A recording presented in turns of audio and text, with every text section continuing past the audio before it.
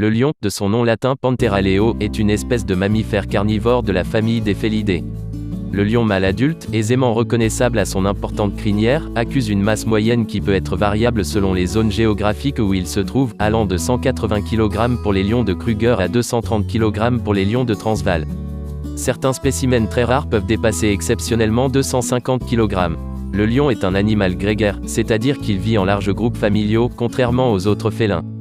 Dans cette vidéo, nous vous apprendrons quelques faits intéressants sur le lion. Avant de continuer la vidéo, abonnez-vous à la chaîne et activez la cloche de notification afin de ne rater aucune nouvelle vidéo. Le lion est le deuxième plus grand félidé, après le tigre, et ainsi le plus grand carnivore d'Afrique. Un mâle mesure de 172 à 250 cm de long du bout du museau à la base de la queue et possède une queue d'en moyenne 90 cm. Les mâles atteignent une masse comprise entre 145 et 225 kg à l'âge adulte. Les femelles adultes mesurent de 158 à 192 cm sans la queue et possèdent une queue mesurant environ 85 cm. Elles pèsent entre 83 et 168 kg et ont une corpulence en moyenne 20 à 50 moins importante que celle d'un mâle.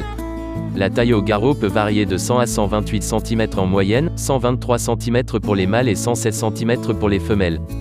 Les plus grands mâles pouvant exceptionnellement atteindre une taille à l'épaule de 1,50 m, ils peuvent ainsi avoir une taille à l'épaule de 30 cm plus importante que celle des tigres mais sont moins longs que ces derniers.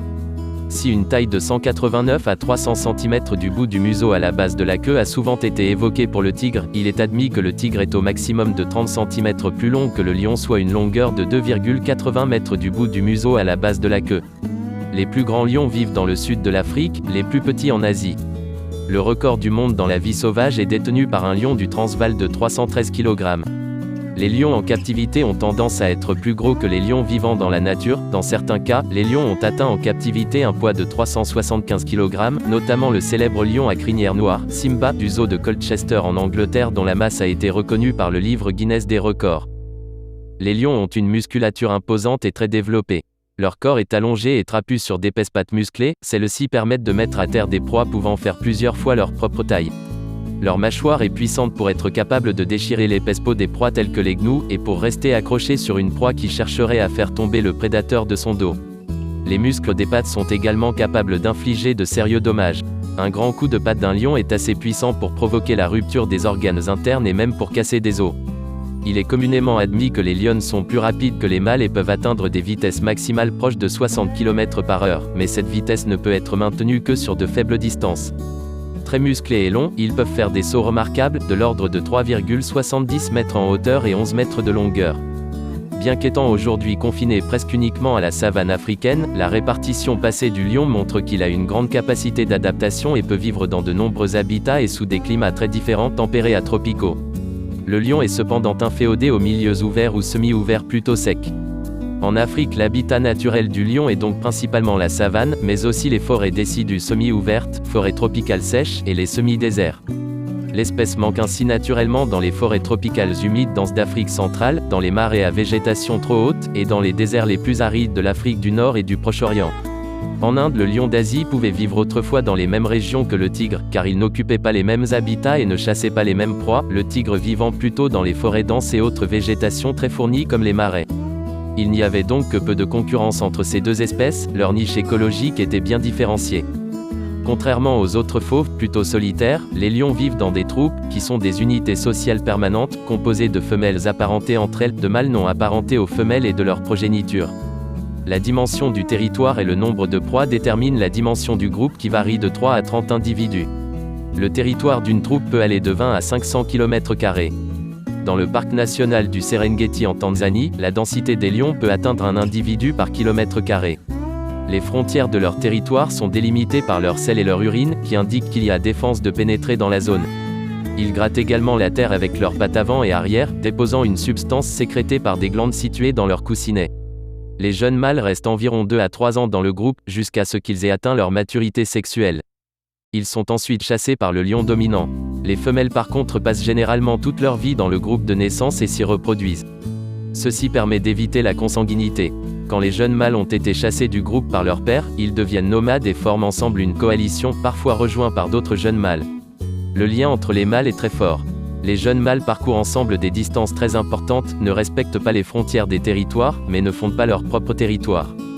Puisque les mâles ont très peu de succès à la chasse, comparativement aux femelles, les jeunes nomades se nourrissent surtout de charognes. De telles coalitions de jeunes mâles vont essayer de prendre la tête d'une troupe en évinçant les mâles résidents.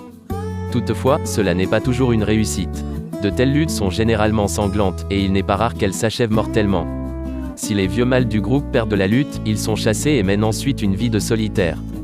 Souvent, ils meurent des conséquences de leurs blessures. Si les nouveaux venus gagnent, ils en viennent fréquemment à l'infanticide, c'est-à-dire qu'ils tuent les petits de leurs prédécesseurs. Ce comportement permet aux femelles de retrouver rapidement un œstrus et donc d'être à nouveau aptes à la reproduction. Les mâles peuvent ainsi s'accoupler plus tôt et assurer leur propre descendance. Ce comportement est adaptatif, en effet, la compétition est rude entre les coalitions de mâles et de jeunes mâles viendront bientôt essayer de les détrôner pour prendre à leur tour la tête du groupe. Les mâles n'ont donc pas de temps à perdre et ils doivent tenir à la tête du groupe jusqu'à ce que les lionceaux soient assez grands pour être épargnés. Les mâles restent rarement plus de 3 ou 4 ans à la tête du groupe, et n'ont donc pas le temps d'attendre que les portées des prédécesseurs soient devenus adultes pour se reproduire. Il arrive fréquemment que les femelles attaquent le mâle assassin. Le lion ne chasse généralement que dans l'obscurité ou aux heures fraîches du matin. De plus, le lion est inactif de 20 à 21 heures par jour, dont 10 à 15 heures de sieste. Il consomme en moyenne 7 kg de viande par jour. Toutefois, si la chasse a été bonne et si elle a manqué quelques repas, la lionne peut avaler jusqu'à 30 kg de viande en une seule fois, tandis que le mâle peut en avaler jusqu'à 40 kg. Les lions ne chassent que lorsque leur réserve de nourriture est épuisée. Les proies principales sont les bovidés de grande, moyenne et petite taille, des antilopes de toute taille, coqs de liège, grands coudous, oryx, élans, gnous et autres. Ils chassent aussi des buffles, jeunes éléphants, phacochères, zèbres, girafes, lapins, oiseaux et quelquefois poissons. Dans certaines régions, des lions se spécialisent même pour un type de proie précis. Ainsi des groupes importants de lions, d'environ 30 individus, attaquent régulièrement des éléphants adultes. Dans les zones humides du Savuti et du Linyanti, il arrive même qu'ils s'attaquent à des hippopotames. Mais généralement la plupart des hippopotames, rhinocéros, éléphants sont trop imposants de par leur stature, en effet les lions fuient généralement les éléphants et rhinocéros en colère. Les antilopes très rapides, telles que les gazelles, les topis, les springboks et les impalas sont généralement exclus de leur proie, les lions sont contraints à chasser des animaux moins rapides et plus gros. En temps normal, les lions n'attaquent pas les humains, cependant, il arrive de nos jours que quelques lions attaquent les humains en Afrique, invariablement, les populations mènent des représailles. Les causes de la prédation d'humains sont systématiquement examinées par des scientifiques. Entre 1990 et 2005, 563 villageois ont été attaqués par des lions en Tanzanie, ce qui correspond à une augmentation considérable. Il semble qu'ils n'attaquent que parce que leurs proies deviennent rares. En Tanzanie, ces attaques ont eu lieu dans la réserve du Selous, le district de Rufiji et la région de Lindi où l'homme étend son implantation et où la population des lions augmente grâce aux mesures de protection. Certains lions peuvent être contraints d'attaquer des humains à cause d'un problème physique, ne pouvant pas attaquer d'autres proies. En 2006, un lion soupçonné d'avoir tué 35 personnes avait un défaut de dents. Il a existé quelques lions qui semblaient chercher des proies humaines.